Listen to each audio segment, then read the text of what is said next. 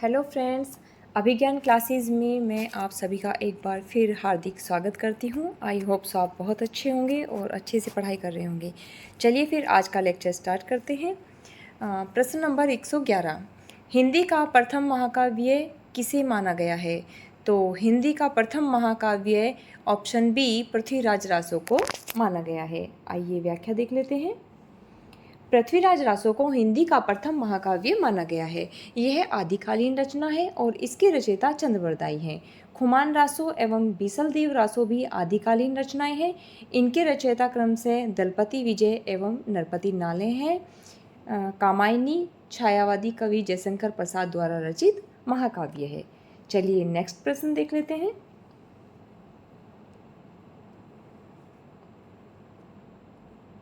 प्रश्न नंबर 112, प्रत्येक देश का साहित्य वहाँ की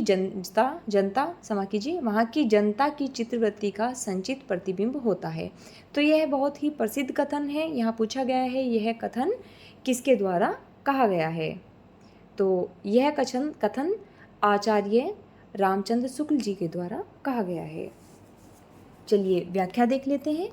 प्रत्येक देश का साहित्य वहाँ की जनता की चित्तवृत्ति का संचित प्रतिबिंब होता है। यह कथन आचार्य रामचंद्र शुक्ल के द्वारा कहा गया है। महावीर प्रसाद द्विवेदी का साहित्य एवं कविता के संबंध में अलग अलग कथन इस प्रकार है। महावीर प्रसाद द्विवेदी जी ने साहित्य के विषय में कहा है कि साहित्य समाज का दर्पण है। वहीं उन्होंने कविता के विषय में कहा है कि अंतःकरण की वृत्तियों के चित्र का नाम कविता है। चलिए नेक्स्ट प्रश्न देख लेते हैं। प्रश्न नंबर 113, गोरी सोवे सेज पर मुख पर डाले केस, यह प्रसिद्ध जो उक्तियां हैं, पंक्तियां हैं, ये किसके द्वारा कही गई हैं? तो आप सभी जानते हैं ये प्रसिद्ध पंक्तियां अमीर खुसरो के द्वारा कही गई हैं। और ये व्याख्या देख लेते हैं। गौरी सोवे सेज पर मुख पर डाले केस, यह पंक्ति अमीर खुसरो ने अपने गुरु निजामुद्दीन औलिया की मृत्यु पर लिखी थी।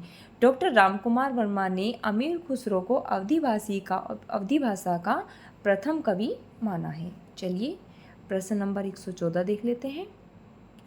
आदिकाल के किस कवि ने खड़ी बोली में रचना की है? तो आदिकाल के खड़ी बोली में रचना करने वाले कवि अमीर खुसरो हैं। आइए व्याख्या देख लेते हैं। अमीर खुसरो आदिकाल के एकमात्र कवि हैं जिन्होंने खड़ी बोली में रचना की। अमीर खुसरो का वास्तविक नाम अबुल हसन था। ये निजामुद्दीन औलिया के शिष्य थे। अमीर खुसरो खड़ी बोली के आदि कवि भी कहे जाते हैं। इनकी कुछ प्रमुख रचनाएं हैं खालिक बारी, पहेलियाँ, मुकरियाँ, दो सुखने, गजल आदि। चलिए नेक्स्ट प्रश्न देख लेते हैं। प्रश्न नंबर 115, विद्यापति किसके दरबारी कवि थे? तो विद्यापति कीर्ति सिंह के दरबारी कवि थे। व्याख्या देख लेते हैं। विद्यापति तिरहुत के राजा शिव सिंह और कीर्ति सिंह के दरबारी कवि थे। ये प्रमुख आदिकालीन कवि हैं। इनके गुरु का नाम पंडित हरि मिश्र था। ये बिहार के दरभंगा जिले के विपसी नामक गांव के निवासी थे। इनकी प्रमुख रचनाएं इस प्रकार हैं: कीर्तिलता, कीर्ति पताका, शैव सर्वस्वसार, गंगा वाक्यावली, भू परिक्रमा, पुरुष परीक्षा, पदावली। पदावली मैथिली भाषा में रचित है। यह इनकी बहुत ही प्रसिद्ध रचना है तथा यह विद्यापति की प्रसिद्धि का कारण भी है।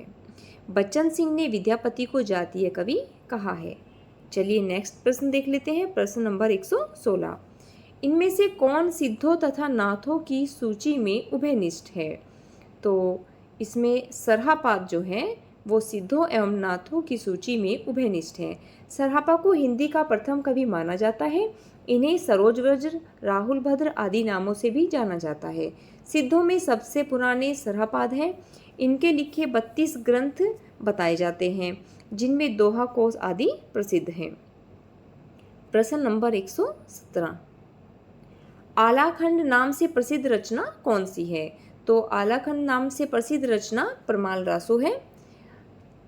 परमाल रासो के जो लेखक हैं वो जगनिक हैं।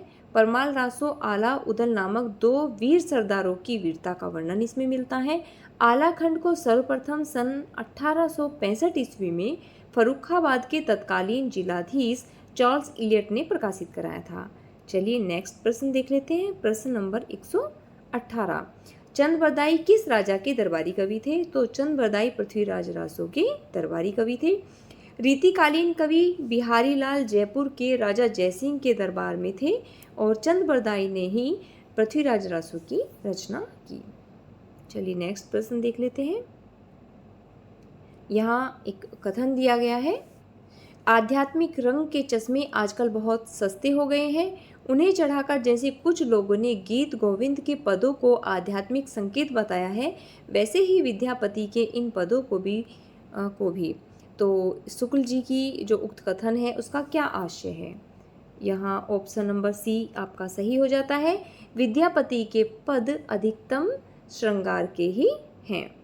तो यहाँ पर ये जो कथन दिया गया था कि आध्यात्मिक रंग के चश्मे आजकल बहुत सस्ते हो गए हैं, उन्हें चढ़ाकर कुछ लोगों ने गीत गोविंद के पदों को आध्यात्मिक संकेत बताया है, वैसे ही विद्यापति के इन पदों को भी। शुक्ल जी के इस कथन का आशय है कि विद्यापति के पद अधिकतम श्रृंगार के ही हैं। चलिए प्रश्न नंबर 120 देख लेते हैं। पहले जैसे गाथा या गाहा कहने से प्राकृत का बोध होता था, वैसे ही पीछे डैश कहने से अपभ्रंश या लोक प्रचलित काव्य भाषा का बोध होने लगा। यहाँ आचार्य रामचंद्र शुक्ल के इस कथन में रिक्त स्थान में क्या आएगा? तो यहाँ आपका ऑप्शन नंबर सी सही हो जाता है, दोहा या दूहा। चलिए एक बार देख लेते हैं व्याख्या।